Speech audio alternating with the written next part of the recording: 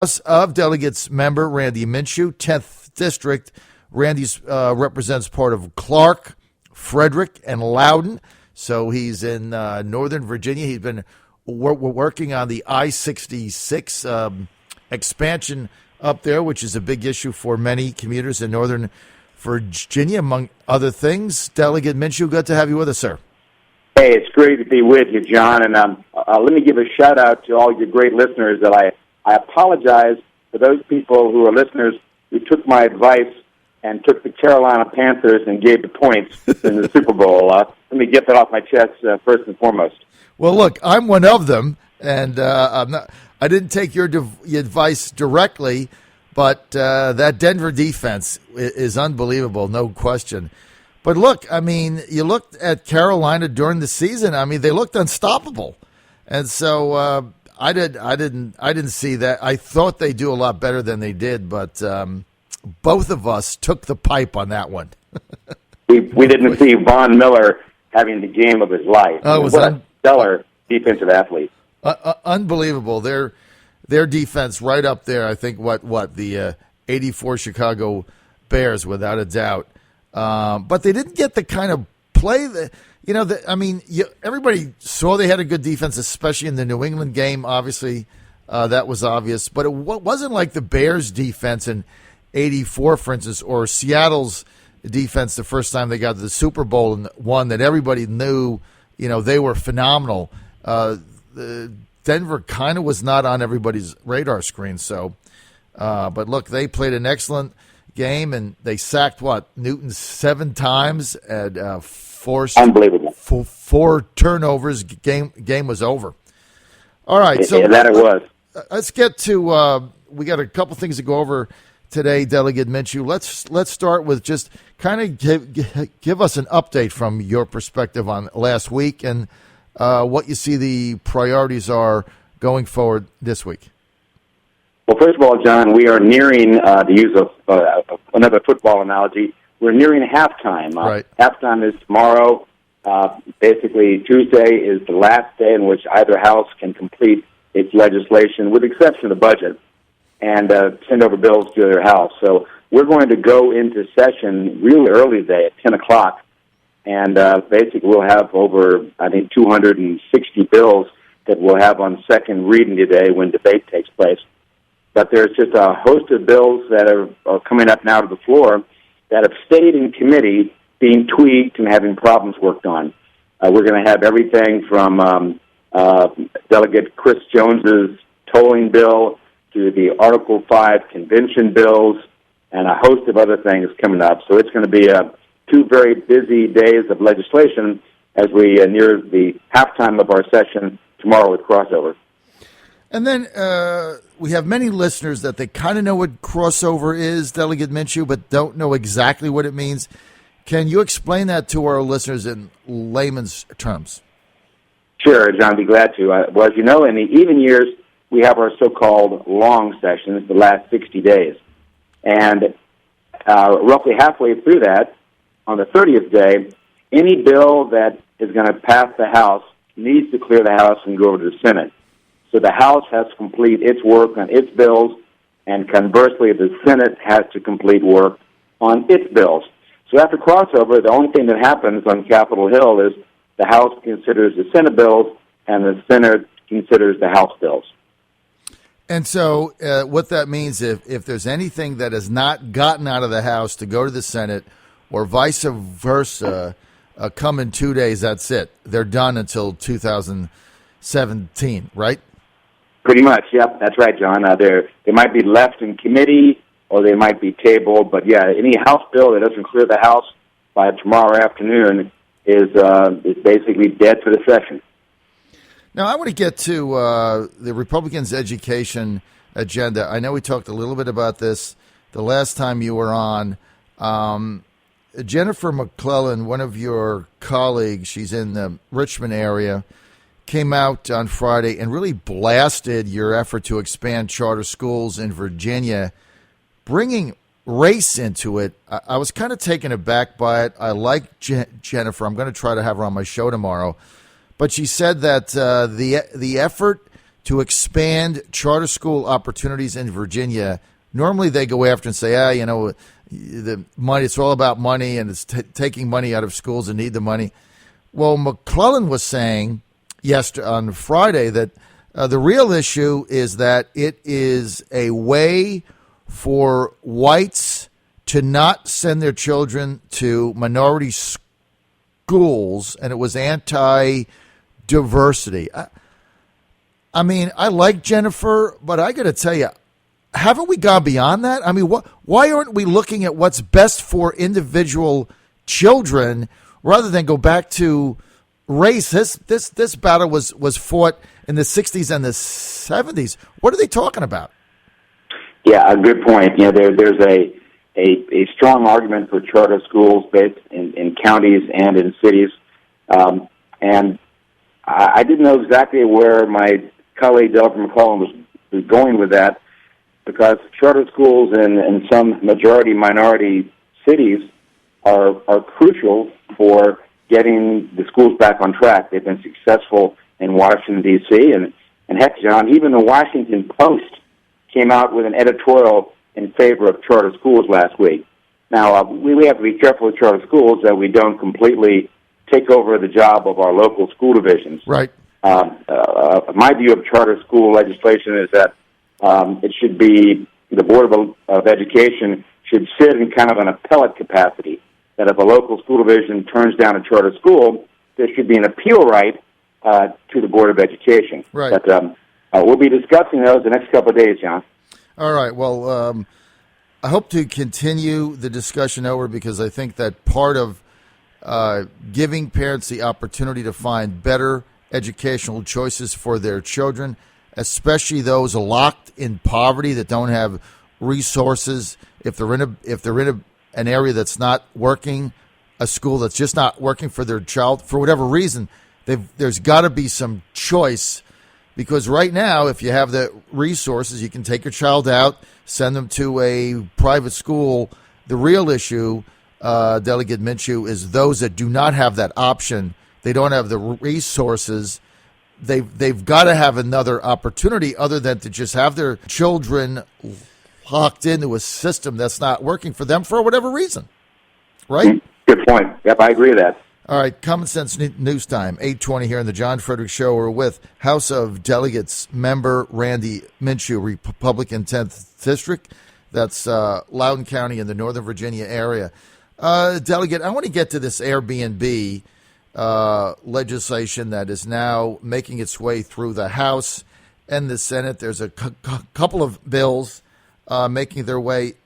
My concern with Airbnb, and obviously, look, I'm for choice and freedom, but I'm also for the government not picking winners and losers and to have a level playing field. And I think that I look at this Airbnb and the swiftness with which we're trying to get legislation. I don't know why we wouldn't just slow this thing down and study it, because right now local governments have no way of knowing which homes are being utilized for short-term rentals, and therefore they have no way to provide any tax enforcement whatsoever. And without a transparent system requiring registration or a process that local governments are notified of which homes are available for short-term rent, it's impossible for local municipalities to basically enforce the rules. Am I wrong? I think you're right. I would love to see both of the pending Airbnb bills be carried over into 2017, just so we can think about them a bit more. As you know, the House has sent Delegate Chris Peace's bill forward to the Senate, and over on the Senate side, Senator Jill Vogel of Fauquier County is working on the Senate version. And rumor has it, John, she was at home on her computer doing a last-minute redraft of that bill over the weekend. So we'll see if the Senate version actually comes out of the Senate the next 2 days. And if it does, it's going to be different from the House version. But I agree with you. I think there's a number of questions about Airbnb, the preemption of local zoning, and a bunch of other things that I think we'd be wise to just take take a year, study them, improve them, and bring them back in 2017.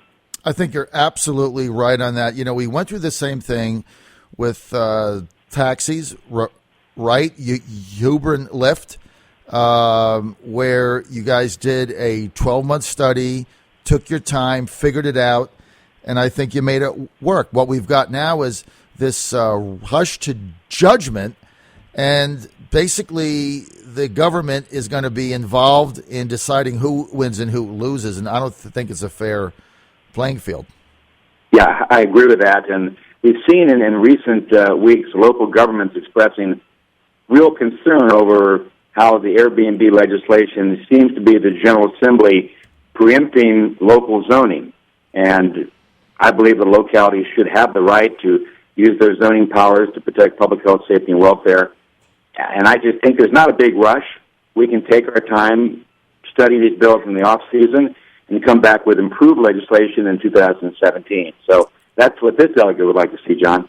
A COPN, the Certificate of Public Need, there were, I think, two pieces of legislation that just barely passed the House trying to reform COPN.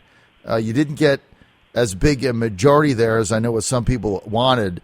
What do you think the prospects are now on this? Well, there are three bills filed in the House, John. I'm not that familiar with everything going over the Senate. Delegate John O'Bannon had the most sweeping COPN reform bill, and that bill had its so-called second reading debate on Friday, and there was a very close vote to engross the bill. Engrossing, it means we send it forward to its third reading, which is final passage. And the vote on that was 50-7. Pretty close. Delegate Chris Peace's bill was also a COPN reform focusing on imaging by private medical firms. That bill failed to engross in the House, so it's dead for the session. And the last bill, John, was a bill filed by Delegate Kathy Byron of Lynchburg that was pretty much kind of administrative reform in the COPN process, and that one had a pretty strong vote of engrossment on Friday. So we've got two of the three bills coming up today. What do you think will happen? I think Delegate Kathy Byron's bill will pass. That's a very solid piece of reform, and even the people who are concerned about COPN abolition like her bill because it sets up some clarity in the COPN laws. So I think Kathy Byron's bill will pass.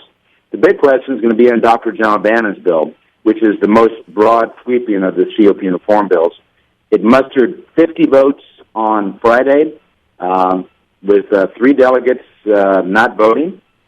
And today, it's going to be interesting to see if it gets 50 or 51 or some different number. Mm-hmm. But it's going to be a close vote, no doubt about it. All right, so we'll be following that. We'll see how that plays out today. And Dr. O'Bannon's bill is close to, I guess, just a full repeal of Certificate of Need, right? Yes, pretty much. It's taking out the Board of Health, which approves everything from hospital beds to imaging machines. And, of course, healthcare is never going to really be a free market environment. There's too much government blended into it. But Dr. Bannon's bill is most clearly the most sweeping and free market injecting element of all the bills. Well, what's interesting is we had Governor McAuliffe on our show about a week and a half ago. We asked him specifically about O'Bannon's bill, and he said, look, I don't comment on bills until actually they hit my desk, but he said, generally speaking, something like that, he would be inclined to veto it. Obviously, if you're struggling at 50 or 51, you're not going to be able to override that veto, right? That's correct. Yep. In the House, we need 67, and the Senate, a smaller number of 2/3 of the 40 votes over there. Dead in the water. We've got 2 minutes. Delegate Randy Minchew, tell us your top priorities for this week. Well, we're looking forward to the budget coming out. We're going to see Delegate Chairman Chris Jones's tolling bill come up. That's a bill that we worked on in House Transportation. As a fellow from Northern Virginia, Loudoun County, I've been very concerned about the I-66 tolling proposal. Right. And Chairman Jones has got a pretty good bill dealing with a statewide tolling policy, which is helpful. But what I don't know is, will that bill, when it clears appropriations, actually deal with an issue that a lot of us spent time in the fall talking about, and that is tolling on I-66 before lane width capacity is added. So we'll be seeing that bill come up today too, John, and as you can probably guess, a lot of us are not supportive of new tolls on I-66 inside the Beltway. So what is the genesis of it? I mean, anybody that's been involved with any tolling issues, I mean, if you did a poll in Virginia, it's not very favorable. What is Chris Jones's objective here? Well, I think he wanted to put into our state code a uniform policy on tolling. When you can do it, what you have to do with the tolls, what roads can't be tolled and which roads can be tolled. And his bill does a pretty good job of setting up these statewide priorities. But I don't know, in the microscopic sphere, if his bill is going to touch on the I-66 inside the Beltway question or leave it quiet. As you may know, the Commonwealth Transportation Board has signed an agreement to install new tolling devices on I-66 inside the Beltway and do some transit improvements. And it's going to be interesting to see, John, if the budget includes money to put in additional eastbound lane on 66 inside the Beltway. So that bill is going to be one that I'm going to be studying. I spend a lot of time on transportation.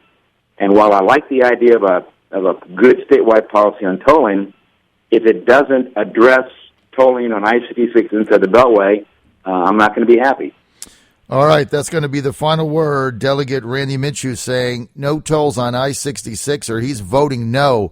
Thanks for being with us, Delegate Randy Minchew, Republican 10th District, Clark, Frederick, and Loudoun. We'll have you back next week.